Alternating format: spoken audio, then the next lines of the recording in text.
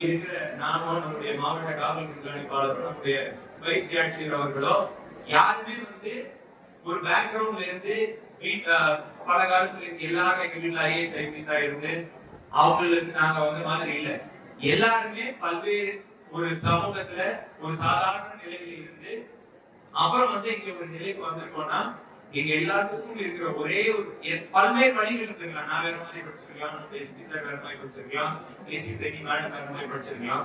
But எல்லாத்துக்கும் இருந்த ஒரே விஷயம் கல்வி. அந்த கல்வி மட்டுமே ஒரு மனிதனை உயர்த்தும். அந்த கல்வி மட்டுமே ஒருவருக்கு மற்றவர்களிலிருந்து ஒரு தனித்துவத்தை கொடுக்கும் அப்படிங்கிற ஒரு விஷயத்த நீங்க தெரிஞ்சுக்கணும். அந்த கல்வி அப்படிங்கிற ஒரு விஷயத்துக்கு நீங்க உள்ள போகும்போது வேற எந்த விஷயமும் உங்களோட மனசுல இருக்கக்கூடாது.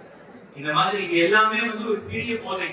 இந்த போதை அப்படிங்கிறது ஒரு நாள் 1 மணி நேரம் 1 நிமிடம் உங்களை ரொம்ப சந்தோஷமா வச்சுக்கிற ஒரு விஷயம். அந்த 1 நிமிடத்துக்கோ 1 நாளுக்கோ 1 மணி நேரத்துக்கான சந்தோஷத்தை வச்சு நீங்க உங்களோட வாழ்நாளை இழந்துடக்கூடாது. ஏன்னா உங்களுக்கு பார்க்க அது பெரிய விஷயமா இருக்கும். சமூகத்துல உங்களை 4 பேர் இகழ்ந்துட்டு தான் போவாங்க. நீங்க பார்க்க கேட்டா இருப்பீங்க. நீங்க 4 பேர் சிகரெட் கூட நிக்கிறப்போ இல்ல ஸ்கூல்ல ஏடா நீங்க சிகரெட் நிக்க மாட்டேன் அப்படின்னு கிண்டல் பண்ற விஷயம். இது கிண்டல் பண்ற விஷயம் இல்ல. அப்படி இருக்கிற நபர்கள் தான் ஒரு சமூகத்துல அடுத்து இப்ப அந்த ஷார்ட் பிலிம் பாத்தீங்க, 2 நபர்கள் ஒரே பள்ளியில படிச்சவங்க, ஒரே கல்லூரியில படித்தவங்க, ஒரே வாழ்க்கையில இருந்து வந்தவங்க, ஒரே மாதிரி விஷயங்கள் எல்லாத்தையும் பண்ணவங்க, அவங்களோட ஒரே ஒரு பழக்க வழக்கம் வித்தியாசமா இருந்ததுனால மட்டும் ஒருத்தர் சமூகத்துல எல்லாரும் போட்டுற சமூகத்துல பல பேர் சல்யூட் அடிக்கிற ஒரு நிலைமைக்கு வந்திருக்காரு.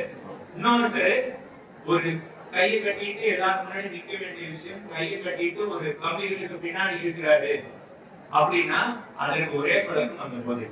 அந்த போதை பழக்கத்தை அறவை தவிர்த்தவர் பல்வேறு நபர்களுக்கு எடுத்துக்காட்டாக இருக்கிறார்.